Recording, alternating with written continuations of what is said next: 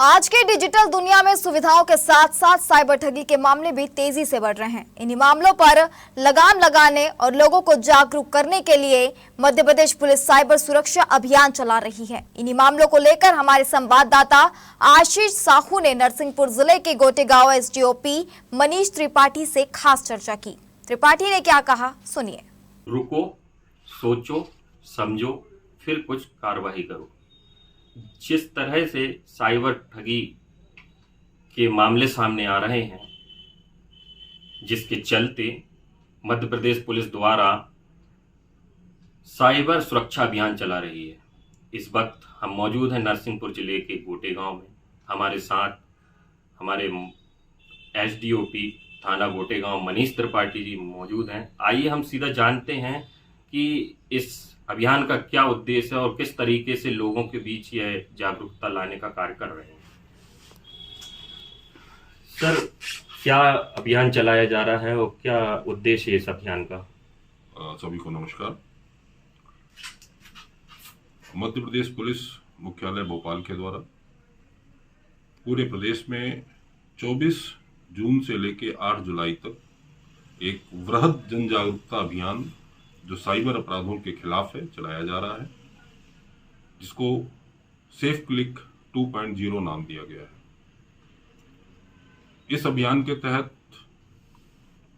Cyber अपराध से बचने का जो सबसे जरूरी प्रयास है, पहला कदम है, वो है जागरूकता।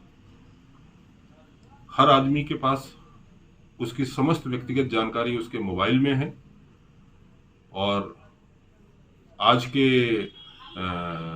वैश्विक समय में मोबाइल से वो भारत ही नहीं विदेशों से भी जुड़ा रहता है। तो जरूरी है कि आप अपने मोबाइल के संचालन में सावधानी और जिम्मेदारी बरतें। सर, ये साइबर अटैक जो होते हैं किस तरीके से अटैक करते हैं, ये इनका क्या तरीका रहता है अटैक करने का? अमूमन जितने भी साइबर ठग हैं वो आपकी अज्ञानता और हड़बड़ी इसका लाभ उठाते हैं। आजकल आपकी सारी डिटेल आपके मोबाइल में है। आपने मोबाइल में किससे क्या बात की, आपने कौन सी फोटो खींची, आपने किसके साथ फोटो शेयर की, इस साइबर की दुनिया में ये सब सार्वजनिक है। आप कितना भी पर्सनलाइज कोशिश करें, लेकिन जो इन सब चीजों का जानकार होगा वो आपके मोबाइल की गहराइयों तक पहुंच जाएगा। इससे बचाव का सबसे अच्छा तरीका सिर्फ एक ही है कि किसी भी अनजानी लिंक को आप क्लिक ना करें। किसी भी अनजाने क्यूआर कोड को आप बिल्कुल क्लिक ना करें।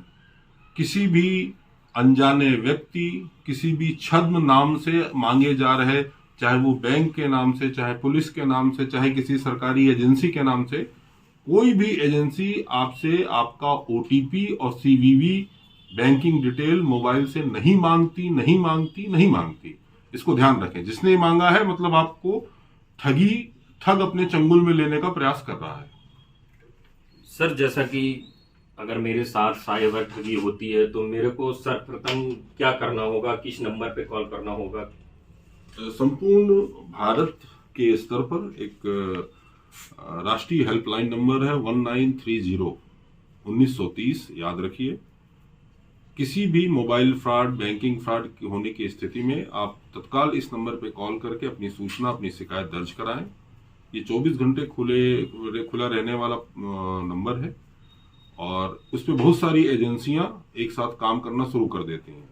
इसमें भी ये ध्यान रखिएगा कि जहां पर 1930 पे आप कॉल कर रहे हैं, इसके अलावा जब आप गूगल में सर्च करेंगे तो इस नाम से कुछ छद्म नंबर भी मिल सकते हैं, उनसे भी सावधान रहिएगा।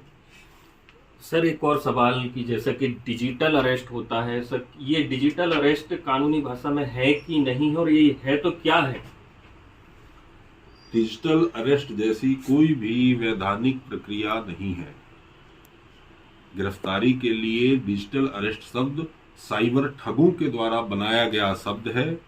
कभी भी कोई आपको डिजिटल अरेस्ट की धमकी देता है तो मुस्कुराकर उसे झाड़िए, तत्काल थाने में कंप्लेन करिए और ये सुनिश्चित कर लीजिए, दिमाग में अपने परिचितों को भी बताइए कि डिजिटल अरेस्ट जैसा कोई भी कायदा भारतीय कानून में नहीं है। इसलिए जैसे ही ये शब्द आता है तो आपको ये समझ जाना चाहिए कि आप किसी न किसी साइबर ठग के झांसे के शिकार में हैं। उससे बचने के लिए तत्काल अपने दिमाग को अलर्ट करिए और संबंधित थाने में सूचना दीजिए।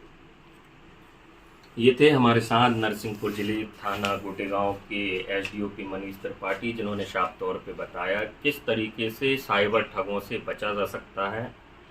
सेफ क्लिक 2.0 जो अभियान चलाया जा रहा है, उसके तहत 1930 पर कॉल कर आप अपनी शिकायत दर्ज करा सकते हैं। मैं आशीष साहू, इंडिया टाउन न्यूज़ के लिए कैमरा पर्सन सोनू विश्वकर्मा के साथ नरसिंहपुर।